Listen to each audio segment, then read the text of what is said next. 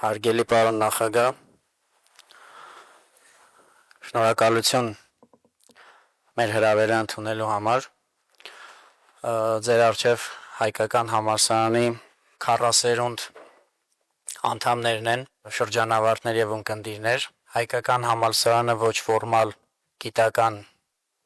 եւ կրթական հարթակ է, որ ստեղծվել է հայկական նախագիծ կազմակերպության կողմից 2021 թվականին։ Մեր ունկնդիրները եւ շրջանավարտները Արցախյան առաջին հաղթական պատերազմի մասին շատ են լսել, բայց ունենալ այսպիսի հնարավորություն բառի բուն, փոխաբերական, փիլիսոփայական, այլաբանական եւ ուղիղ իմաստով առաջին ձեռքից այդ մասին լսելով դեռևս չէին ունեցել։ Շնորհակալություն, որ այդ հնարավորությունը տվեցիք։ Կխնդրեի ձեր թույլտվությամբ հետեւյալ ձևաչափն ու հերթականությունը որդեգրենք, խնդրելով ձեզ, որ հանդես գաք կարճ ներածական խոսքով, ելույթով, դասախոսությամբ, թե առհասարակ ինչպես հնարավոր դարձավ, ինչպես այն տարիներին էին ասում, 150,000-անոց Ղարաբաղը հաղթեր 6 միլիոնանոց Ադրբեջանին, որից հետո ասպարեզը տրամադրենք մեր շրջանավարտներին եւ ունկնդիրներին իրենց տարատեսակ խոհուն հարցերի համար։ Բայց անոնը դասախոսություն չդնենք, ես երբեք դասախոսությամբ չեմ զբաղվել, կունենամ ներածական խոսք իհարկե եւ կփորձեմ այնուամենայնիվ Ղարաբաղյան շարժումը եւ առաջի հաղթանակած պատերազմը կապել հետագա պատերազմների հետ, միգուցե դա sense ավելի հետաքրքիր կլինի համեմատության մեջ, թե ինչ առավելություններ ենք մենք ունեցել եւ ինչու ենք հաղթել եւ հետո այդ ինչ առավելություններ կորցնելով մենք պարտվեցինք։ Միգուցե այս սխեմատիկ փորձեմ ես չեմ չարաշահելու, այսպես ասենք, այս հանդիպման ժամանակը փորձեմ դա սխեմատիկ ասել, հետո ավելի ինտերակտիվ տարբերակով կփորձենք բացել այն ուղղությունները, այն ամեն ինչը ավելի շատ ձեզ կհետաքրքրի ինտերակտիվ ուղղակի ձևաչափով։ Նայեք, մենք փաստորեն ունեցել ենք 3 պատերազմ։ Առաջի պատերազմը հաղթանակած պատերազմն է 91-94 թվականների, երկրորդը սովորաբար ասում են քարորիա պատերազմ ապրիլյան 16 թվականը, որը ես կգնահատեի, այսպես ասենք, ոչ ոքի, մենք ունեցանք տարածքային որոշակի կորուստներ, ընդամենը 600-800 հեկտարի մասին էր խոսքը, բայց դիվանագիտական ձեռքբերումը եւս ակնհայտ էր։ Նույնիսկ ես կասեի ոչ ոքի մի քիչ պլյուսով դուրս եկանք այդ պատերազմից եւ ունեցանք հաջորդ պատերազմը 20 թվականի, որը ուղղակի կորցրեցինք եւ իմ գնահատականով, իմ համոզմունքով շատ եւ շատ սուբյեկտիվ պատճառներով։ Հիմա ինչ առավելություն ենք մենք ունեցել առաջի պատերազմում։ Իսկապես 150,000-անոց Ղարաբաղը, այն ժամանակ 7.5 միլիոնանոց Ադրբեջանը եւ մենք հաղթեցինք։ Եվ զուգահեռաբար Հայաստանում էներգետիկ ճգնաժամ, բավական լուրջ խնդիրներ, այնուամենայնիվ մենք հաղթեցինք։ Դու կփորձեմ այսպես հիմնական կետերով ուղղակի բացատրություն այստեղ տալ։ Առաջինը, նայեք, մենք համոզված էինք Ղարաբաղում, որ Ադրբեջանի կազմում Ղարաբաղցիք ապրելու ընդհանրապես հնարավորություն չեն ունենալ։ Սա էկզիստենցիալ խնդիր էր եւ այդ վտանգը հատկապես Սումգայիթից հետո այնպեսի առարկայական էր բոլորիս համար, որ միավորեց բոլոր ղարաբաղցիներին։ Մեկը մեկին սիրում է, չի սիրում կապ չուներ։ Ուղղակի այդ ընդհանուր վտանգը միացրեց ողջ ժողովրդին։ Սա երևի հիմնական գործոններից մեկն էր։ Բավական բարձր կազմակերպվածության մակարդակ։ Ղարաբաղում ընդհանրապես միգուցե սովետական դաստիարակություններ, բայց Ղարաբաղում եւ կրթվածության մակարդակն էր եթե Ադրբեջանի հետ համեմատենք, շատ ավելի բարձր։ Մարդիկ ոնց ասեմ, շատ ավելի կարգապահ էին ընդհանրապես բոլոր հարցերը։ Եվ այդ կարգապահությունը, կազմակերպվածությունը շեշտակի դեր խաղաց այն ժամանակ, երբ սովետական միությունը փլզվում էր, երբ կոպիտ ասած այնց բարդակը գրեթե բոլոր ոլորտներում էր տիրում, բայց մենք կարողացանք կազմակերպվել եւ կազմակերպվել բավական արդյունավետ։ Դրան գումարում էր այն հանգամանքը, որ կար բավական սովետական միության կողմից պատրաստված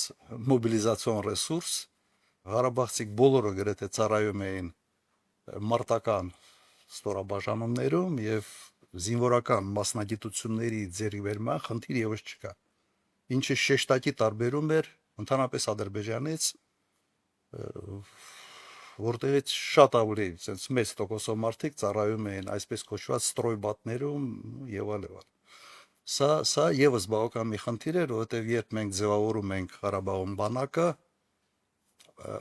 զինվորական մասնագիտություններով օժտված մարդկանց պակաս գրեթե չենք ունեցել։ Ուղղակի մի շատ թեթև վերապատրաստում, շատ թեթև sense միջամտություն եւ մարդիկ պատրաստ զինվորներ էին։ Եվ կար բավական լուրջ սպայական ազնագազմ, որոնք ուղղակի Ղարաբաղցիների, որոնք եկել են Ղարաբաղ եւ իրենց փորձը ներդրել են արդեն զինվորական գործունեության մեջ։ Շատ կարևոր հանգամանք էր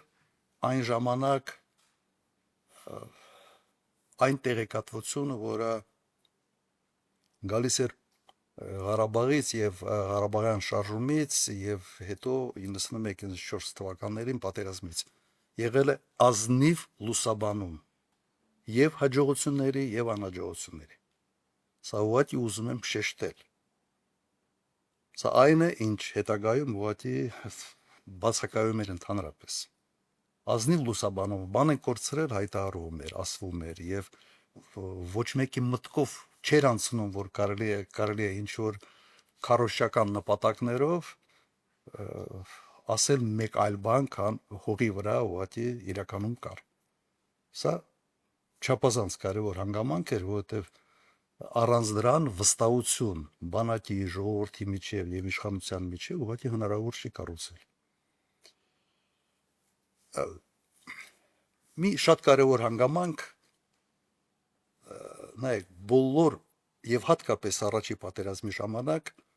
ադրբեջանցիք ունեցել են քանակական առավելություն բոլոր կոմպոնենտներով, բոլոր մարդկային, ֆինանսական, զինտեխնիկա, զինամթերք։ Սովետական միությունը ցենց իր հիմնական պահոստները եւ զորամասերը ավելի խոշոր տեղաբաշխված էին Ադրբեջանում եւ Վրաստանում եւ այդ ամենը ուղղակի փայ հասել Ադրբեջանին։ Հայաստանում ընդհանրապես համարյա բան չկար։ Մի պահեստ կար զինամթերքի բավական փոքր բալահովետում, այն հենց առաջի տարիներին հրդեհ է եղել եւ այդ ամբողջը ոչնչացել է։ Հիմա բայց տարբերությունը նրա մեջ էր, որ մենք բոլոր կոմպոնենտներով ունեցել ենք որակական տարբերություն, կազմակերպվածություն, գիտելիքներ եւ այն մոբիլիզացիան, որը անհրաժեշտ էր ձևավորել։ Նայեք, եւս մեկ հանգամանք, որը մեր օգտին աշխատեց, դա այն անկայունությունն էր, որը եղել է Ադրբեջանում, անընդհատ իշխանապողություն եւ հավիձվի պատմությունն էր։ Պարտվում էին մարտերի ժամանակ, այդ պարտությունը բերում էր իշխանապողության, իշխանապողությունը բերում էր նոր պարտությունների եւ այդ շրջապտույտը ուղղակի շարունակվում էր։ Պատկերացրեք, ես Ղարաբաղում լինելով ես տեսել եմ քանի նախագահ մի հատ հաշվեմ, Բադիրով, ղեկավար Ադրբեջանի սկզբից Կենտկոմի առաջքարտուղարներ էին, Բադիրով, Վեզիրով, Մութալիբով, Էլչիբեյ, արանքում մեկն էլ կար պաշտոնակատար եւ Ալիև։ 5 նախագահ ենք տեսել այդ ամբողջ ընթացքում Ադրբեջանում։ ուրեմն ներքին այդ անկայունությունը, իշխանափոխությունները, ամեն իշխանափոխությունը բերում էր լուրջ ցնցումների եւ հատկապես սովետական միությունը փլզվելուց հետո ինստիտուցիոնալ կայացվածությունը ընդհանրապես չկար։ Եվ Հայաստանը նաև այդ առումով շատ ավելի արագ առաջ շարժվեց եւ այն ժամանակ Հայաստանում իշխանությունը շատ ավելի կայուն էր, կան երկին ներքաղաքական խնդիրներ, բայց անհամեմատելի այս վիճակը Ադրբեջանի հետ։ Եվ կրկնեմ, սա հավիզվի պատմություն է, նույնիսկ դժվարանում եմ ասել, թե առաջնային պատճառը որն է։ Պարտությունները բերում էին իշխանափոխությունների, իշխանափոխությունները բերում էին նոր պարտությունների եւ այսպես շարունակ։ Հիմա տեղափոխվենք 16 թվական։ Քարորիա պատերազմ։ Ինչն էր արդեն աշխատում մեր դեմ։ Կայունությունը Ադրբեջանում, Հեյդար Ալիևը կոնսոլիդացրեց իշխանությունը Ադրբեջանում, փոխանցեց իր որդուն եւ վիճակը բավական կայուն է։ Հայաստանում ներքին լարվածությունը որոշակի աստիճան արդեն ուներ։ Հայաստանում այն ժամանակ հայտնվել են բազմաթիվ ինժեներներ, որոնց ոնց որ հիմնական նպատակը այդ գլոբալիստական կառույցություններ Հայաստանը, ազգային արժեքահամակարգի քայքայում, եւ հենց այդ ժամանակ արդեն զգացվում էր, որ այդ ձայնը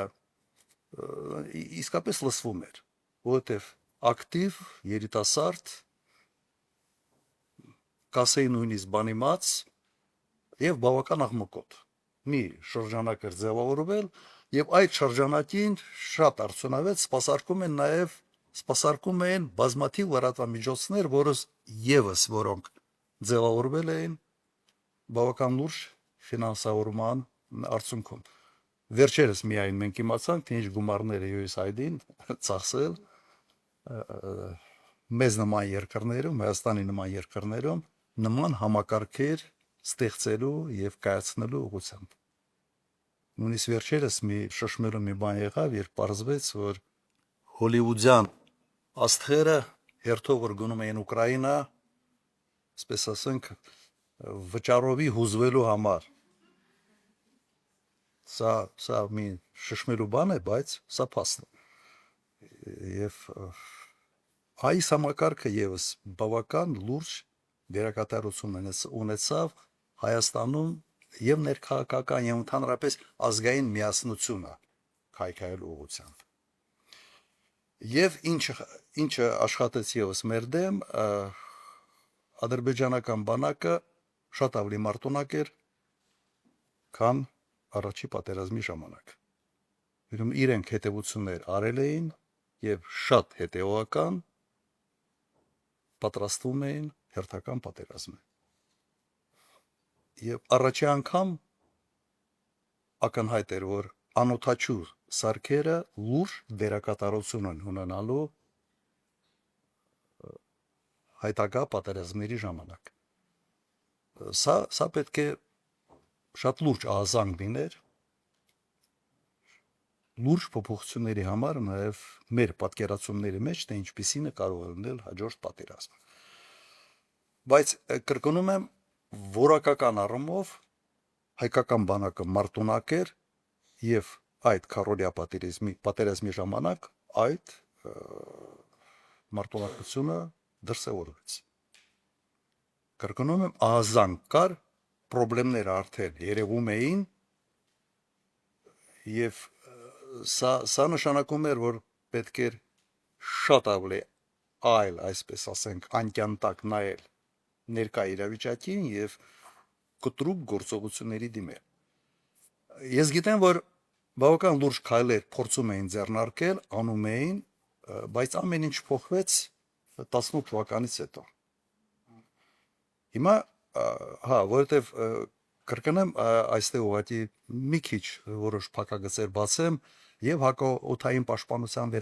վերաբերմունքը եւ անօթաչու սարքերի եւ բանակի կառուցվածքի վերաբերյալ իսկապես լուրջ քայլեր ձեռնարկվում էին։ Առաջի գծի հատեցվածությունը տարբեր սարքավորումներով, որոնք հնարավորություն են տալիս ուղղակի կանխարգելիչ միջոցառումների։ Հիմա ինչ մենք ունեցանք 20 թվականի հոկտեմբերից։ Հասարակությունը Հայաստանում բևեռվածությունը ուղղակի ֆանտաստիկ մակարդակի էր արդեն, բաժանված էր հասարակությունը սևերի, սպիտակների, հների, նորերի, թալանչինների, ոչ թալանչինների եւ գիտեք սա բան էր եւ այս ամենը տարածվեց ոչ միայն քաղաքական այսպես մակարդակի վրա, այլ նաեւ ուղղակի պրոյեկցիա արվեց բանակի վրա։ Ահաբեկվում էր գեներալիտետը եւ հանրային ընկալման մեջ այն ժամանակ գեներալները սկսեցին ընկալվել որպես ասենց բանակը թալանող, բանակով չզբաղվող մի շերտ եւ ես նույնիսկ այն ժամանակ մի բան հասկացա, որ մարտական անցյալ ունեցող գեներալները հանրային վայրերում սկսել են ավելի շատ հայտնվել քաղաքացիական հագուստով։ Ոնց որ առաջ եթե այդ զինվորական հագուստը հպարտության առարկա էր, մի պահ փորձում էին թաքցնել ու sense երևացող տեղերում չերևալ այդ հագուստով։ Սա բանակը քայքայելու, բանակը քանդելու գործիք էր։ Անվում էր դա գիտակցաբար, թե ոչ գիտակցաբար, ես չգիտեմ։ Չեմ ուզում գնահատական տալ տվյալ դեպքում, բայց սա փաստ էր։ Եթե փորձի որևէ մեկը ձեզանից ուսումնասիրել 18, 19, 20 թվականների մամուլը, դուք կտեսնեք, որ սա գերակա, այսպես տեղեկատվական դաշտի հիմնական թեմաներից մեկն էր։ Եվ սա չէր կարող լուրջ ազդեցություն չթողնել բանակի վրա։ Որտեղ հրամանատարական կազմը ուղղակի ահաբեկվում էր ամեն օր տեղեկատվական դաշտում։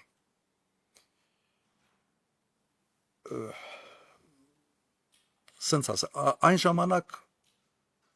ընդհանրապես երկրում իրավիճակը բավական փոխվել է, կառավարման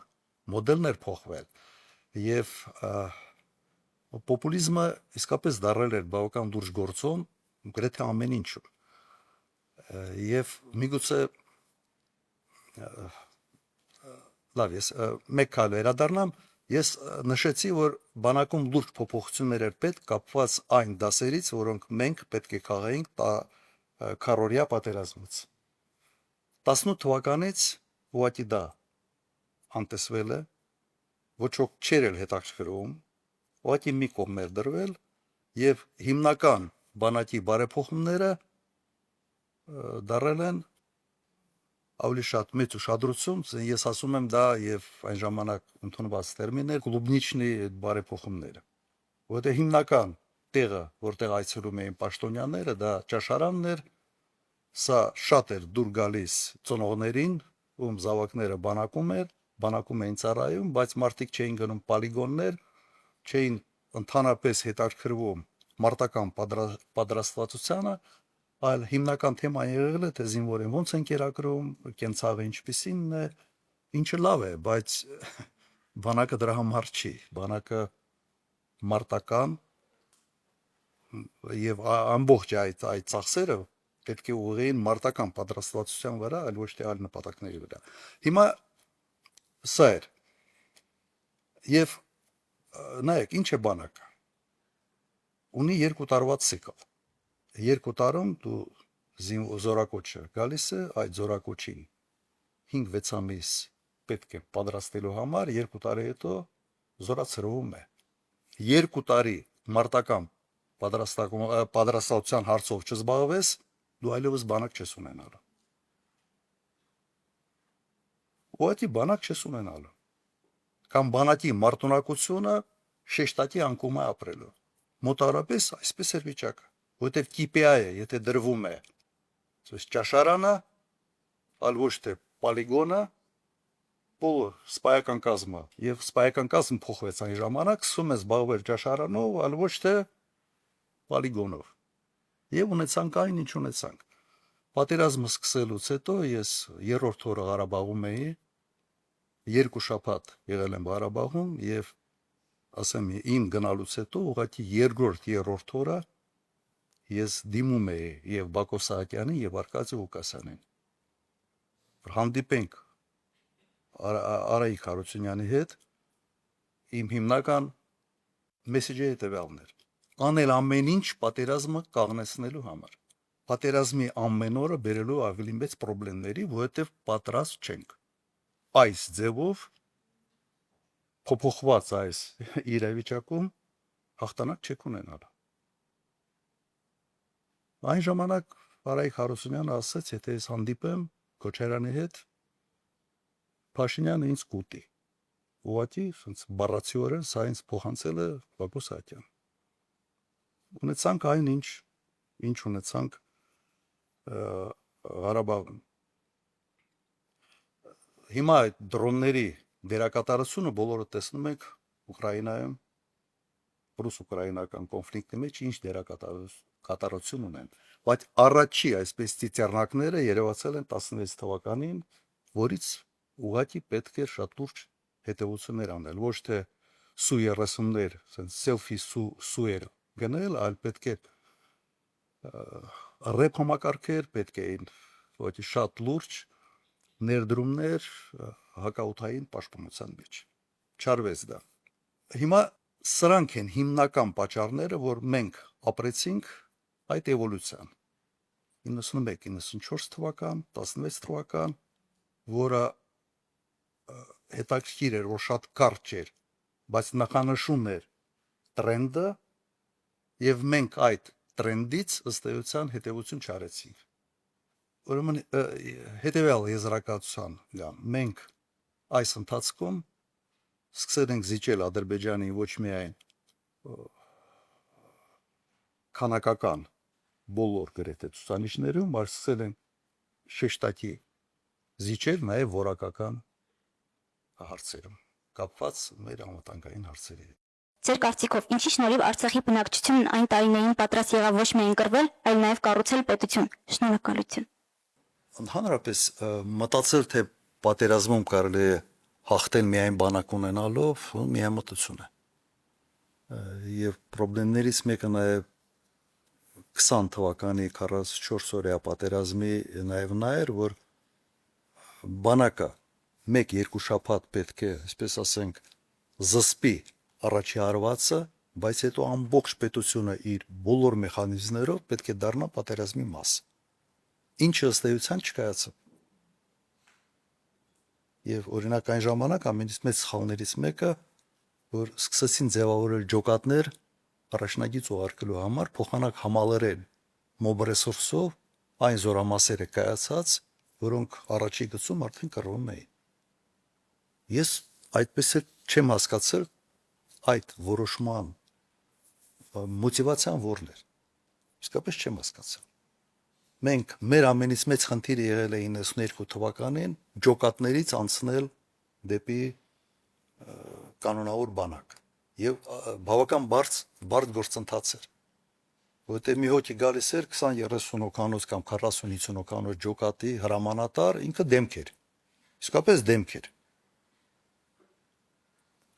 Մի քիչ էր ֆիդայական հագուստներ եւ այլ, հայրենասեր շատ իսկապես մարդիկ կային, բայց երբ որ դու ստեղծում ես կանոնավոր ջոկատ, ինքը դառնում է ընդհանրապես ամենից շատը վաշտի հրամանատար, ոչ ավել։ Եվ լինել մի առանձին ջոկատ, մի ինչ-որ լավ հնչող անունով ջոկատի հրամանատար եւ լինել վաշտի հրամանատար, ոնց որ կարգավիճակների ընկալում այդպեսինն է։ Ոնց լուրջ բռունցք էր պետք եւ կամք շատ արագ այդ ջոկատներից վերափոխվել կանոնավոր բանակ։ Մապետությունը հենց այն երաշիկն է, առանց որի դու չես կարող դա անել։ Պետությունը այդ ֆունկցիան պետք է իր վրա վերցնի եւ այդ իրականացնի։ Ղարաբաղում դա ավելի շուտ կատարվեց, քան եւ Ադրբեջանում եւ Հայաստանում։ Եվ շատ օրգանիկ ձևով եւ ճիշտ ժամանակին այս ամեն ինչը տեղի ունեցավ նաեւ Հայաստան։ Ադրբեջանում այս process-ները բավականաչափ ուշացել էին։ Եվ սա եւս մեր առավելությունն էր։ Ինչը մենք կապիտալիզացրեցինք ուղղակի շատ մեծ հաջողությամբ, հատկապես sense առաջի այդ պատերազմի ժամանակ։ Պարոն Քոչարյան, հարցս վերաբերում է 7 շրջաններին, հնարավոր էր արդյոք այդ 7 շրջանները պահել, չհամարելով դրանք բանակցությունների առարկա, փոխզիջման առարկա, եւ շարժվել մոտավորապես այն ուղղությամբ, ինչպես շարժվեց Ռուսաստանը Դոնեցկի ու Լուգանսկի շրջանները վերամիավորելու հարցում, այսինքն 7 շրջանները համարել Արցախի անբաժանելի մաս եւ դրանք մեկտեղ ճանաչել Հայաստանի մեջ մտցնել եւ չսպասել աշխարհի ճանաչմանը կամ Ադրբեջանի ճանաչմանը։ Հիմա նայեք, եթե վերցնեք Ռուսաստանը 150 միլիոն բնակչությամբ աշխարհի ամենից հզոր բանակներից մեկը ունեցող երկիր, Ուկրաինան ասում են 40, բայց իրականում այսօր բոլոր փորձագիտական գնահատականները մոտ 25 միլիոն բնակչություն։ Եվ Ռուսաստանը աշխարհի ամենից հզոր ատոմային պոտենցիալ ունեցող երկիրն է։ Հիմա եթե մենք այդքան ունենայինք, իհարկե այդպես կան։ Եկի մի կասկածեք, իհարկե այդպես կան։ Բայց այնինչ որ դուք ասում եք, հենց մենք հայտարարում էինք այդպիսի մի տարբերակ, սա նշանակում է, որ այլևս բանակցելու թեմա չկա, դա Արցախ-Հայաստանը եւ վերջ մոտարապես հետևանքները սա են լինելու։ Սա կլներ ուղղակի արկածախնդրություն, որի հետևանքը կլներ պարտություն։ Սա արվեց 20 թվականին, 19 թվականին։ Մենք լավ գիտակցում ենք, որ պատերազմը, երկարատև պատերազմը պրոբլեմային է մեզ համար։ Իսկապես պրոբլեմային է։ Դուք կամ պիտի այնպիսի դաշնակից ունենաք, այնպիսի հարաբերություններով, որը պատրաստ է այդ պատերազմի ժամանակ ամբողջությամբ կանգնել կոտիկոնքում եւ մարդկային ռեսուրսով եւ ամեն ինչով եւ նյութական ռեսուրսներով։ Եթե դա չկա, ուրեմն դու պետք է շատ ավելի ճկուն լինես եւ փորձես բանակցային գործընթացով արդեն ստանալ այն, ինչը հնարավոր է ստանալ։ Մեր մոտեցումը սա է։ Դուք նայեք, կարող է մեր խելքը չի կտրել, ասենց հայտարարեինք, ասեինք, սու Ղարաբաղ Հայաստանը եւ վերջ։ Կարող է օրինակ ես Ղարաբաղ նախագահ ընտրվելուց ինագուրացիան, ասենց ցանկություն չեմ ունեցել ինագուրացիան անել Շուշիում։ Դա չենք արել, չէ՞։ Մենք այն ժամանակ երբեք չենք փորձել նույնիսկ այնպես անել, որ Թուրքիայի մասնակից սարքենք այս հարցին։ Միշտ փորձել ենք Թուրքիայի հետ շատ ավելի ճկուն էինք։ Ես հիշում եմ 20 թվականի ամռանը Թավուշում սահմանային այդ բանը մենք ինչ սարքեցինք։ Հայտարարություններ, որ թուրք-ադրբեջանական տանդեմինք մենք հաղթեցինք, մեր բանակը ամենից հզոր բանակն է եւ այլ եւ այլ։ Մեր բանակը ավելի մարտունակ էր, քան Ադրբեջանի բանակը։ Բայց համեմատության եզրեր չկա պոտենցիալով թուրքական բանակի հետ։ Եվ դա սարքել Սարտարաբադ 72 հատ մարտական խաչ տալ Սարտարապատում սեպտեմբերի։ Սա ոնց որ գրգռես անընդհատ, sense Թուրքիային ասես մի հատ միացեք Ադրբեջանի հետ։ Միացեք, այս հարցը լուծեք, այս հայերը մեզանից ինչ են ուզում։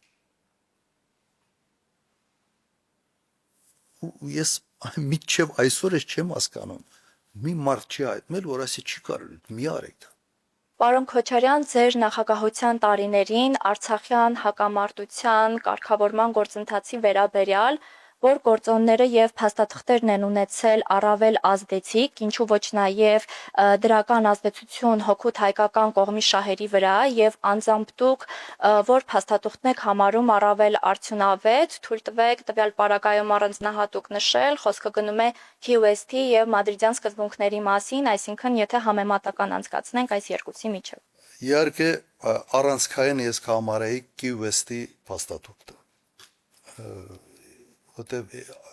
ինքը չի ստորագրվել ըստ էության, բայց վերջնական տեսք ուներ վերջի պահին ուղղակի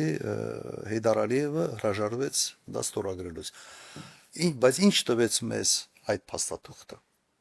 Առաջին անգամ ադրբեջանական կողմը ուղղակի համաձայնվեց, որ Ղարաբաղը կարող է լինել Հայաստանի մաս։ Սա շրջադարձային ինչ-որ մի բան էր։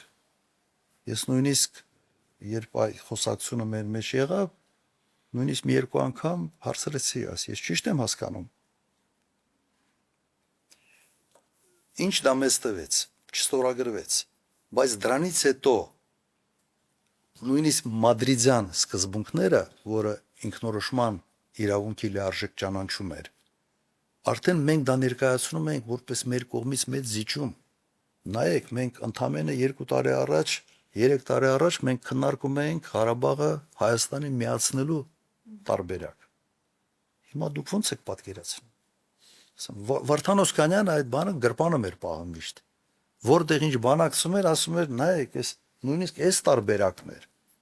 Ոնց եք դուք պատկերացնում, մենք սրանից ինչքան կարող ենք հեռանալ։ Ինքը շատ լուրջ բան էր։ Իսկապես շրջադարձային էր այն տեսանկյունից, որ մենք ստացանք մեր բանակցային փաստարկների մեջ մի շատ լուրջ փաստարկ։ Եվ նույնիսկ կրկնեմ մադրիդյան սկզբունքները, որը մեզ համար ցանկալի լավ փաստաթուղթ էր, մենք դա ներկայացնում ենք որպես մեր կողմից բանակցային գործընթացում զիջում։ Մենք դա համարում ենք, մենք ասում ենք, սա փողզիջումային այդ բոլոր բանակցությունները ենթադրում է փողզիջումներ։ Մենք այդ չստորագրված փաստաթղթի մեջ ներառված դրույթները մենք արդեն ներկայացնում ենք որպես շատ շեշտակի զգայուն զիջում հայկական կողմից։ Եվ սա լուրջ բան գործիք էր մեր ձեռքին, շատ լուրջ։ Եվ ես համոզված եմ, որ հնարավոր էր ինչ-որ արդյունքների գալ։ Իսկապես հնարավոր էր արդյունքների գալ։ Եվ վերջերս նաև շատ էին խոսում դրա մասին, 19 թվականին եղել է շատ հետաքրքիր առաջարկ, որը պետք էր ընդունել։ Ուղղակի մերժվեց, նույնիսկ հայկական կողմը չի էլ բանակցել։ Ուղղակի, ասենց ասեմ, այն ինֆորմացիան նաև, որին ես եմ տիրապետում, հետո եմ ուղղակի իմացել, ուղղակի արհամարանքով։ Չենք հասկանում, ես ինչ եք ասում, ինչ բան եւ այլ։ Եվ դրանով նաև ամանախագահողների մոտ հարց առաջացավ, որ հայկական կողմը հանրապես պատրաստ չի որևէ կոնստրուկտիվ բանակցային գործընթացում մասնակցել։ Եվ սա շատ վատ բան էր, եւ կարծում եմ սա պատճառներից մեկն է, որ պատերազմը սկսվեց, ոչ ոք չդատապարտեց Ադրբեջանին, եւ պատերազմի ընթացքում ուղղակի միջազգային հանրությունը առանձնապես չարձագանքեց, որովհետև երբ որ բանակցային գործընթացը քո մեղքով, քո նախաձեռնությամբ խաթարվում է, դու նաև այդ հետևանքների այսպես պատասխանատվությունը պետք է կրես։ Եվ սա տրամաբանական է։ Հիմա նայեք ինչ է կատարվում Ուկրաինայում։ Զելենսկին բավական կտրուկ քայլեր է անում, այս վերջի օրինակ 2 օր առաջ, 1 շաբաթ առաջ, եւ Միացյալ Նահանգները, որոնք, այսպես ասենք, հիմնական այն երկիրն էր, որոնք այս պատերազմի ժամանակ իրենց միջամտությամբ, իրենց օգնությամբ Ուկրաինան դիմանում էր, հիմա այդ երկիրը այնպիսի հայտարարություններ է անում, որ շատ թանկ եւ ծանր է նստել Ուկրաինայի վրա։ Եվ ստե ես որոշակի զուգահեռներ տեսնում եմ անպատասխանատվությամբ, սա մեկ, եւ երկրորդը ուղղակի մարդիկ չեն հասկանում, թե ինչ են անում եւ ինչ հետևանքներ կարող են ունենալ։ Բայց այդ պահին հայրենասեր երևալու համար։ Հիշում եք, չէ՞, պատերազմի ժամանակ, որ ասում եմ, եթե ես առաջարկը ես ընդունեի, ինձ դավաճան կասեին։ Հոկտեմբերի 18-19։ Պատերազմը կաղնում էր։ Հայաստանի վարչապետը ասում է, եթե ես դա ընդունեի, ինձ կասեին դավաճան։ Լավ չի, քեզ ասեին դավաճան, բայց այս հետևանքները մենք չունենային։ Քո դավաճան այդ, մեկը ասում են դավաճան։ իրականում եկա ասում են, չէ, որովհետև արդյունքները այդպեսինն են։ Լավ չեն ժամանակ ասային դավաճան, բայց այս վիճակը մենք չենք ունենա։ Արդյոք այս պահին մենք ունենք հնարավորություն անդիմադիր դաշտը համախմբելու եւ համատեղ պայքարի դուրս գալու ներկա իրավիճակի դեմ։ Նայած մենք ինչ ենք հասկանում համախմբելու տակ, ինչ ենք հասկանում։ Եթե հասկանում ենք, թե ինչքան ընդդիմադիր կա սաղին հավաքել, ասենց ասել, սաղը միասին է, տենց չի լինել։ Մենք մեզ չխաբենք։ Կոնկրետ նպատակի շուրջ, այո, ես տեսնում եմ, որ հնարավոր է համախմբել։ Հնարավոր է որոշակի պայմանավորություններ ունենալ տակտիկական առումով։ Բայց որ ասես սա սենց շատ տարբեր են, թե եւ մոտեցումների հարց կա, եւ անկալումների հարց կա, եւ ազնական հարաբերությունների հարց կա։ Մեկ նպատակի գնալ, խաղի կանոններ ֆիքսել, իրար հետ պայմանավորվել, իրատեսական եմ համարում։ Հաջողության հասնողները հետո կոալիցիա կազմեն, միասին աշխատեն, այո։ Սա այն դասական մոդելն է, որը ամենտեղ աշխատում է։ Եթե օրինակ ընտրությունների ինչ որ պահ է գալիս, այդ ընտրությունների ժամանակ դաշինքներ ձևավորել, այո։ Բայց մի դաշինք ձևավորել, որտեղ կարող են լինել 15 միավոր կամ 20 միավոր, ոչ իրատեսական չի։ Չի աշխատելու դա։ Մենք մեզ չխաբենք։ Բարի ցանկությունները միշտ չի որ աշխատող sense բանաձև է։ Դուք նախկինում նշել եք, որ ձեր կառավարության ընթացքում կրթության ոլորտում եղել են թերացումներ։ Ըստ ձեզ նույն 90-ականների պատերազմի մասն է խոսքը, հետ պատերազմյան կառավարման ընթացքում կրթությունից բացի այլ ոլորտներում եղել են թերացումներ, թե ոչ։ Եթե միայն կրթության ոլորտում են եղել թերացումները, կարող եք ավելի մանրամասնել, թե կոնկրետ ինչ թերացումների մասին է խոսքը, եթե այլ ոլորտներում նույնպես եղել են թերացումներ, կխնդրեի այդ մյուս թերացումների մասին էլ ավելի մանրամասնել։ Շնորհակալություն։ Ես չեմ կարող հիշեմ, ես հիշում եմ, որ այդ բանը ասել եմ կրթության ոլորտի վերաբերյալ, չեմ հիշում ինչ կոնտեքստի մեջ էր։ Նայեք, երևի չկա իշխանություն, որը կարող է ասել, որ իր իշխանության ժամանակ ամեն ինչ լավ էր։ Իհարկե չէ։ Ուղղակի այդպես չի լինում։ Հատկապես երբ որ ինչ որ մի քանի տարի անցնում է, հետադարձ հայացքով, sense մի քիչ մարդ այլ կերպ է նայում այն ժամանակվա արդյունքների վրա։ Իհարկե եղել են թերացում։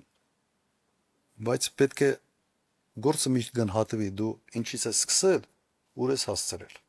Եվ ամեն մի ղեկավար իր պաշտոնը թողնելուց ինքը պետք է հաշվետու լինի ոչ թե sense abstract, լավա թե վատա։ Ինքը ինչ վիճակում է ընդունել իշխանությունը եւ ինչ վիճակում է ազնում իշխանությունը։ Նույնը վերաբերում է կրթական համակարգին։ Տվյալ դեպքում նախարարը ինչ վիճակում է ընդունել համակարգը եւ ինչ վիճակում է ազնել։ Ես կարող եմ ասել, որ կրթության հիմնական բարեփոխումները արվել են այդ ժամանակ, երբ որ այդ Բոլոնյան բաները մենք օրենսդրության փոփոխություն եւ իրականացում, օրինակ դպրոցների կառավարման մոդելը։ Իմ ժամանակ ենք մտցրել այդ կառավարման մոդելի, ծնողների խորհուրդ եւ այլ փորձել ենք կապը ստեղծել դպրոց, ծնողներ, մենք ըստ քիչ բան ենք հորինել։ Հիմնականում այն մոդելները կայացած երկրներում հաջողված մոդելները համաշխարհային բանկից այդ ռևյունները իրենց վերցնում էինք եւ փորձում էինք կիրառել։ Այդ երկրների հետ կապվում էինք։ Այդ երկրներից փորձագետներ էին գալիս մեր մոտ, օգնում էին օրենսդրությունը բարեկարգել եւ հետո իրականացնել։ Այդ ճանապարհին բազմաթիվ խնդիրներ կային, բայց կարևորը հիմա գնահատենք ուղղությունը ճիշտ ենք վերցրել թե չէ։ Իմ տպավորությամբ ուղղությունը ճիշտ ենք վերցրել։ Թերություններ կային, այո։ Կրթության մեջ իմ համար մի քիչ լավլի հեշտ էր անել։ Ես ինքս որ կուսակցական չէի։ Ես հետևում էի, որ օրինակ դպրոցի կուսակցականացումը չլինի, որովհետև միշտ այդ ձգտումը կա։ Դպրոցը մի ժամանակ օրինակ հատկապես գյուղական վայրերում դպրոցի տնօրենը այդ գյուղում լուրջ դեմք էր, որի ազդեցությունը տրամադրությունների վրա մեծ էր։ Ասեն հիմա ինչ ենք ասում, ձեր սերունդը լավ գիտի, ինֆլուենսեր, չէ՞ ասում եք sense բաներով։ Այն ժամանակ այդ գյուղի մակարդակով դպրոցի տնօրենը լուրջ ինֆլուենսեր է։ սոցցանցեր հալա չկային այդ Instagram-ներ եւ այլ որ լավ սիրուն նկարվես բանանես, բայց դպրոցը նորեն եթե մինտեղ փոքր քաղաքում հիվանդանոց կար այդ բանը գլխավոր բժիշկ այդ հիվանդանոցի իսկ ու կուսակցությունների մոտ այդ ձգտումը կար անպայման իրենց դիրքերը ուժեղացնելու համար այդ առանցքային ինֆլուենսերների այն ժամանակվա ներառել կուսակցական դարձնել համասարանների ռեկտորներ եւ ես մի ժամանակ ասեմ հանրապետականներն էլ այդ ճանապարհի վրա sense բավական ներդրում ունեցան, բայց սա բնական բան է բնական ձգտում է կուսակցությունների կողմից ես քանի որ կուսակցական նախագահ չի զսպում էի դա Կապի զսպում է, որ ինձ հետաքրքրություն այդ հետաքրքրությունը չկար։ Օրինակ տեղական ինքնակառավարման մարմինները դուք տեսնում եք ինչ կարգի ուշադրություն են հիմա դարձնում։ Հանկարծ մինտեղ մեկ ուրիշ չընտրվի։ Օրինակ իմ ժամանակ իմ համար մեկ էր։ Ես մարդկանց ասում եմ լսեք, այդ ժողովուրդը ուզում է թոնտրի։ Մեկը ում ընտրի մեր հետ աշխատելու։ Չի կարող համայնքապետը հա կարող անդիմադիր հայացքներ ունենա Աստված իր հետ։ Բայց այդ համայնքապետը չի կարող հաջողվել որպես համայնքապետ, եթե իշխանությունների հետ նորմալ հարաբերություններ չպահի։ Մի ճշնամացրեք, բան մի արեք։ Շատ են եղել դեպքեր։ Երբ որ բան ենք անում, այդ տեսանկյունից զսպում է։ Հետո նայեք իմ ժամանակ յուրահատկությունը նաև ինչ էր, ես ունեցել եմ երկրորդ հինգամյակը կոալիցիոն կառավարություն առաջին հինգամյակը հայտարարված չէ, բայց փաստացի էլի կոալիցիոն կառավարություն է։ Եվ այն ժամանակ հատուկ բան ենք անում, օրինակ նախարարը մի կուսակցությունից է, տեղակալը մեկ ուրիշ կուսակցությունից է, մյուս տեղակալը մեկ ուրիշ կուսակցությունից է։ Արդեն այդ մոդելի մեջ չի կարող նախարարը եւ հա քաղաքացիության օրենքն են ընդունել եւ ինքը չի կարա իր աշխատակազմը նախարարը գալիս է սա փոխումա տունա ուղարկում իր թայֆեն հավաքում ըստ թայֆայության դեմ պայքարի ամենից հզոր գործիքը եղել է քաղաքացիության համակարգ հետո քանդեցին այդ համակարգը ուղղակի քանդեցին բայց երբ որ դու ունես քաղաքացիության համակարգ եւ նախարարության արիթավար այդ բյուրոկրատիա կոչեցյալը Գերմանիայի ուժը բյուրոկրատիայի մեջ է գերմանական բյուրոկրատիայի մեջ է Հիմա ես փորձել եմ այդ բյուրոկրատիան ստեղծել, որը չպիտի լինի կուսակցականացված, կարող են կուսակցության անդամ լինել, բայց ինքը պաշտպանված է օրենքով։ Այդ բյուրոկրատիան, որ ստեղծում ես, նախարարը մի կուսակցության անդամը, տեղակալը մեկ ուրիշ, չեն կարա այդ նախարարությունը թայֆա սարքեն։ Չի լինի։ Եվ սա իմ կառավարման ժամանակվա այդ ամենից երևի հաջողությունները ամենից մեծ գրավականներից մեկը դա էր։ Եվ այդ խորհրդի ղեկավարը, քաղաքացիական խորհրդի ղեկավարը, ուղղակի հաջող մարդ էր, ինքնից պրինցիպալ պահում էր։ Մենք այն ժամանակ դա ձևավորեցինք, հետո կանդվեց։ Համակարգը այսօր կարելի ասել գոյություն չունի։ Պարոն Քոչարյան, ինչ եք կարծում, որն էր այն հիմնական գործոնը կամ գործոնները, որոնք թույլ չտվեցին Լևոն Տեր-Պետրոսյանի իշխանություններին, ձեր իշխանություններին, Սերժ Սարգսյանի եւ Նիկոլ Փաշինյանի իշխանություններին կերտել այնպիսի ուժեղ պետություն, որը կդիմագրավեր Ադրբեջանին եւ 2020 թվականի աղետը չէր լինի, ամրագրելով 1994 թվականի մայիսի 12-ի արդյունքը։ Նայեք, ես ձեր հարցի ձևակերպման հետ համաձայն չեմ։ Նայեք, ես օրինակ նախագահ եմ եղել 10 տարի։ Այդ 10 տարվա ընթացքում դուք երբևէ լսել եք որևէ լկտի հայտարարություն Ադրբեջանի կողմից, ինչ որ քայլեր, որոնք կարող էին կասկած առաջացնել նաև մեր հանրության մոտ, որ մենք պաշտպանված չենք։ Ինչի բան եղել է։ Ես իմ մոտ այդ մտահոգությունը ընդհանրապես չկար։ Մենք մեր բանակի որակական հատկանիշներով մի գլուխ բարձր ենք Ադրբեջանից։ Միտեղ ինչ որ մի անզգուշ բան էին անում, կրկնակի պատասխանը տալիս ենք։ Այդպես չի, որ մենք չենք ստեղծել այդ երկիրը։ Մենք ստեղծել ենք եւ ասեմ նաեւ ինձանից հետո եւս հատկապես անվտանգային հարցերի վրա ուշադրությունը մեծ էր։ Բայց ես ձեզ մոտավորապես բացատրեցի, թե ռուսերեն ասում են լամատնի ստրոյից, որ մի բան դու կարող ես կառուցել երկար տարիներ, բայց կարող ես 1-2 տարում քանդել։ Նույնիսկ շինարարությունը, որ հին շենք են քանդում։ Ընդհանրապես մի բան է գալիս, մի ծանր sense մի շար են կապում ցեպով, 2 անգամ խփում են, շենքը փլվում է։ Քանդելը միշտ հեշտ է։ Բանակի ցիկլում դու 2 տարի բանակով չզբաղվես, դու էլ բանակ չունես։ Կամ բանակ ունես կիսով չափ, այդ մի կեսով չափ, էս դրա համար ձևակերպման հետ ես համաձայն չեմ։ Հիմա անվտանգության հարցը ունի առաջինը,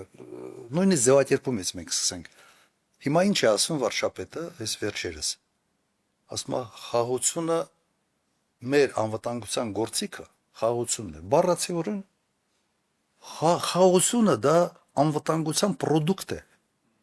Ինքը ոնց կարա գործիք լինի։ То есть դու անվտանգության հարցերը լուծում ես այդ product ստանալու համար։ Երբ որ ասում է խաղաղությունը գործիք է, ուրեմն այդ մարդիկ չեն հասկանում ֆունդամենտալ հարցեր։ Հիմա դուք երբեք չեք գնա, չէ՞ բժիշկի մոտ, որը չի հասկանում այդ սկալպելը բանից չի ջոկում, էլի, չեք գնալու, չէ՞։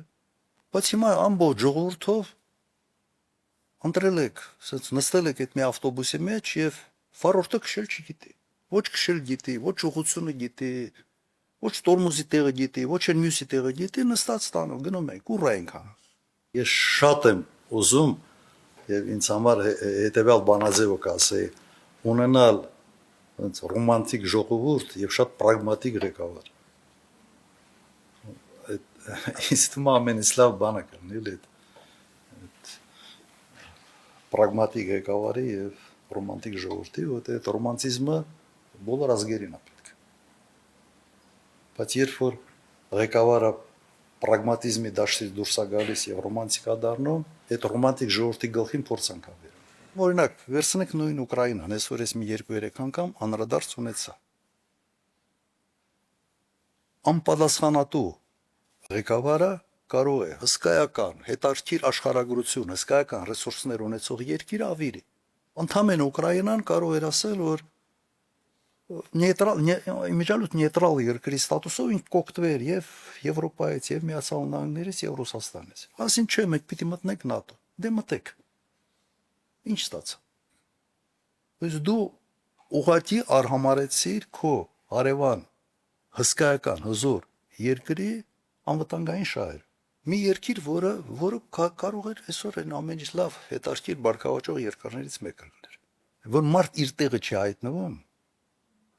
մարդը փորձանք։ Վատ բժիշկը, վատ վիրաբույժը իր սեփական մեծ գերեզմանոց ունի։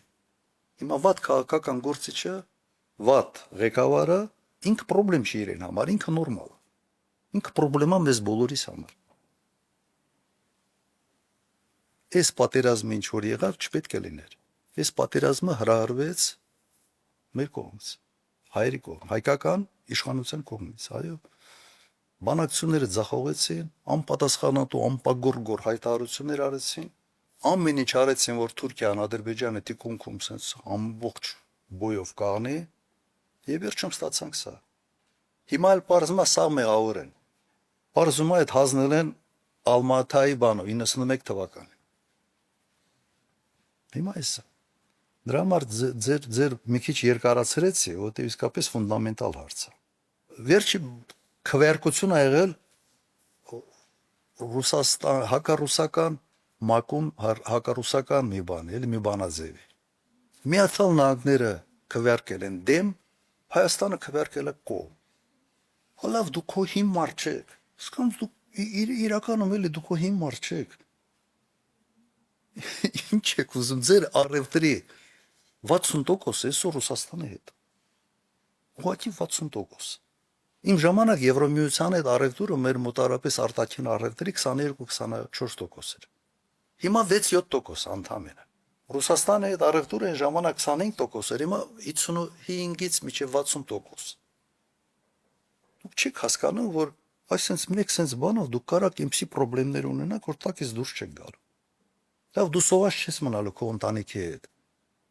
Բայց սա գյուղատնտեսությունը ինչ անելու, այս ժողովուրդը ինչ անելու։ Այդքան այդ չափի անպատասխանատու լինելը, ոչի շշմեցնում է ինձ, անկեղծ ասեմ։ Անայք անվտանգության երաշխիքները Ղարաբաղի ոչ թե անվտանգության գոտի։ Հիմա մենք չեմ կարծում, որ իրատեսական անվտանգության գոտու մասին խոսալ, բայց անվտանգային երաշխիքները նշանակում է ՄԱԿ-ի ռեզոլյուցիա, ներկայացուցիչներ, որոշակի ավտոնոմ կարգավիճակ, որը երաշխավորված կլինի միջազգային պայմանագրերով, միջազգային դիտորդական առաքելությամբ։ Սա եմ տեսնում, բայց տենց անվտանգության գոտի բան դժվար է պատկերացնել եւ իրատեսական չի։ Հիմա կարելի է այդ հարցը դնել, բայց իրատեսական պատկերը իմ կարծիքով դա որոշակի անվտանգային երաշխիքներն են։ Երաշխիքները նշանակում է նաեւ ներկայություն, որոշակի այդ ներկայություն ինչքան մեծ այնքան լավ, եւ սա ուղղակի բանակցային գործընթացից է կախված, թե դու ինչի ես հասնում։ Առաջինը դու այդ նպատակը դնում ես, թե չի։ Հայաստանի Հանրապետությունը այդ նպատակը չի դնում։ Հայաստանը ինչ է արել։ Հայաստանը սա էլ մի բան է ինձ համար, գիտեք, դուք պատկերացրեք ռուսական զորքը այնտեղ կանգնած 2000 հոգի անվտանգություն են ապահովում եւ ված չէին անում իրենց ֆունկցիաները, ասեմ, միջև մի պահ։ Եվ այդ ընթացքում Հայաստանի ղեկավարը գնում է Պրահա եւ ասում է ընդունում եմ Ադրբեջանի կազմը։ Ռուսները չել բանակցում, տեղակել չպահ։ Սենց ոնց որ կոպիտ ասած, ասում եմ դուք լուրջ մտածում եք, որ Ռուսաստանը այն երկիրն է, ում հետ կարելի է այդպես վարվել։ Ասում դες չի լինում միջազգային հարաբերությունները։ Ասում եք այդպես ուղղակի չի լինում։ Ու ըստ էության իրենք ինչ դրանով Ռուսաստանի որպես միջնորդ այդ միջնորդի աթոռը տակից վերցրել են։ Ասում են դուք են Ղարաբաղին Ադրբեջանը գնացեք իրար հետ բանակցեք։ Ըստ էության։ Ադրբեջանը ասում է, բայց դու միջնորդ ես մեր ու Հայաստանի միջև։ Կարող Ղարաբաղի հիմա դուք եք ներկայացնա։ Այդ մանդատ չունի Ռուսաստանը։ Ռուսաստանի տակից միջնորդի աթոռը ուղղակի հանել են, հետո պահանջում են, ասում են, ես չես արել, ինչ ես արել։ Այդ կարգի սխալները ուղղակի այն սխալներն են, որոնց համար չափազանց թանկ գին է տալիս։ Երևակայենք, ինչպես ուսանողս ասաց, ու գործ ունենք ազգային իշխանությունների հետ եւ մոդելավորենք այդ իրավիճակը ձեր վճռորոշ դերակատարությամբ ձայնով, եթե անալոգիան տանենք բոլշևիկների հետ, առաջինը հողի մասին դեկրետ, խաղաղության մասին դեկրետ, դուք ամենաառաջին քայլով ինչ եք տեսնում, որ իրոք ամենաառաջնահերթ պետքա լծվել դրան, հատկապես հաշվի առնելով, որ Ադրբեջանում ու Թուրքիայում առանձնապես մեծ ուրախությամբ չեն ընդունելու այդ ազգային իշխանափոխությունը Հայաստանում։ Ուրեմն առաջին հարցս ապագային միտված ու խիստ այսպես ստրատեգիկ, պրագմատիկ մակարդակում ինչը պիտի լինի առաջին քայլը, իսկ երկրորդ հարցը արդեն անցյալից եւ փոքր ավելի հուզական Արցախյան առաջին հաղթական պատերազմի դերակատարներից, հրամանատարներից, որոնք վաղուց արդեն մեզ հետ չեն, լքել են այս աշխարհը, ում եք ամենահաճախ հիշում կամ կարոտում։ Մոնդեյ վերջից սկսեմ։ Շատ հետաքրքիր կերպար է եւ ցավով պետք է ասեմ, երևի մոտարապես 1.5-2 տարի է Մոնդեյի մասին ոչ ոք չի խոսում։ Գիտեք ինչու։ Որտեւ այն բանը լրատվամիջոցը, որը փորձի Մոնտեյի նկարը ցույց տալ, Մոնտեյի մասին խոսալ, փակում են։ Եվ այս իշխանությունը ոչինչ չարեց, որ այդ մոտեցումը ուղղակի փոխի կարող էր անել։ Որտեւ ազգային այդպիսի կերպար, ազգային հերոս պետք է չի։ Հիմա մի սերունդ անցնի, ոչ մեկը չի լիշելու, որ Մոնտեյ գոյություն ուներ։ Պատմաբաններն են ինչ որ իմանալու։ Բայց ամենից վառ, հետաքրքիր իր ամեն ինչով էլի ահավոր ռոմանտիկ,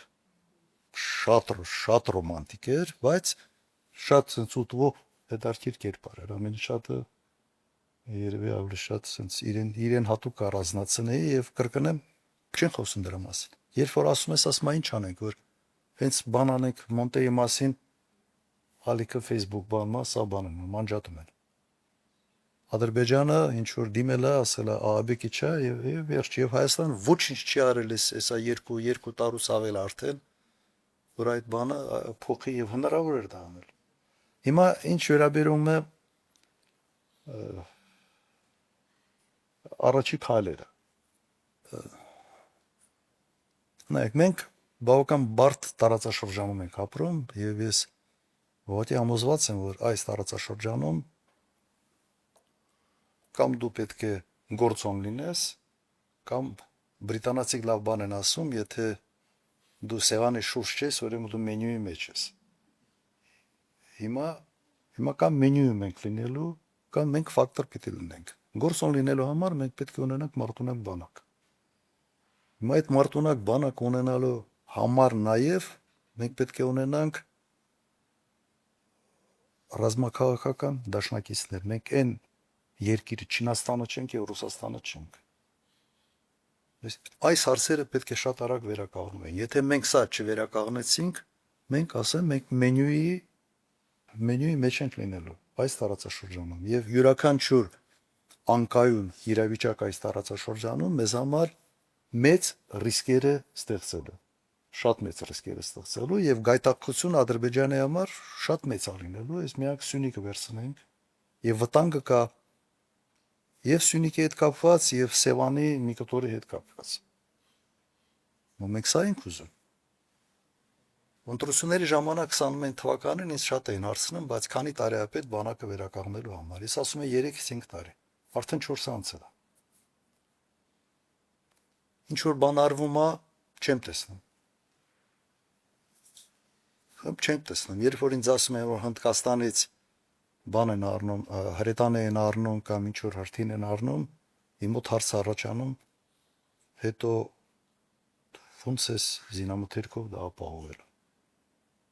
Եվ բան են առնում, որը չեն կարողանում բերել։ Ոնց։ Մի բան ստեղից, մի բան մի տեղից, մի ուրիշ տեղից ու ամենից այդ արջերը գիտեք ինչն է։ Եթե հիշում եք, sense հրապարակային մեղադրում էին, որ 80-ական թվերի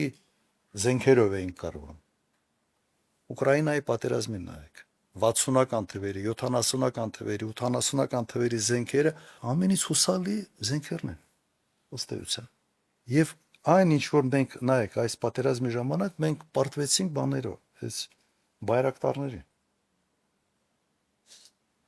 Ուկրաինայում նույն PVO-ի հնարավորություններով ռուսական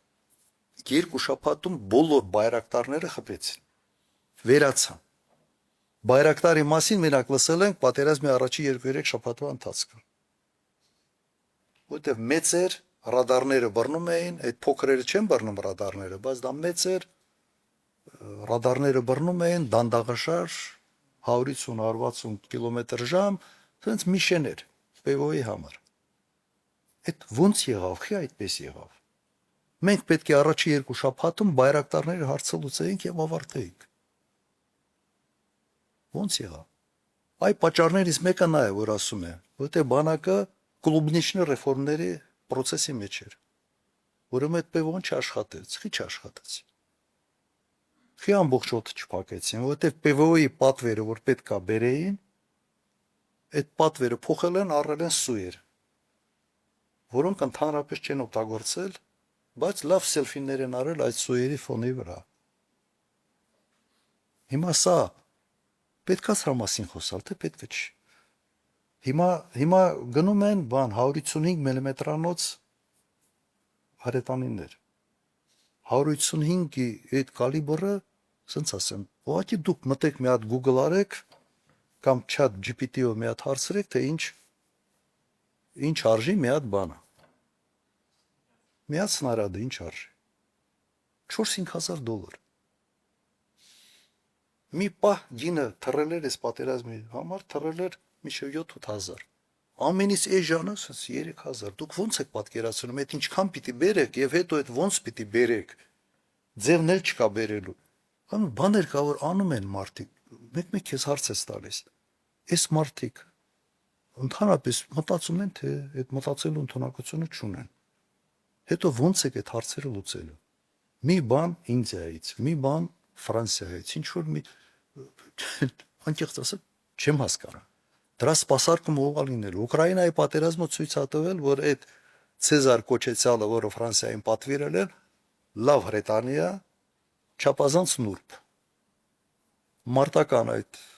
վիճակում վերանորոգել հնարավոր չէ։ Հենց մի քիչ շարքից դուրս է գալիս, տանում են չգիտես ուր վերանորոգման համար բերում։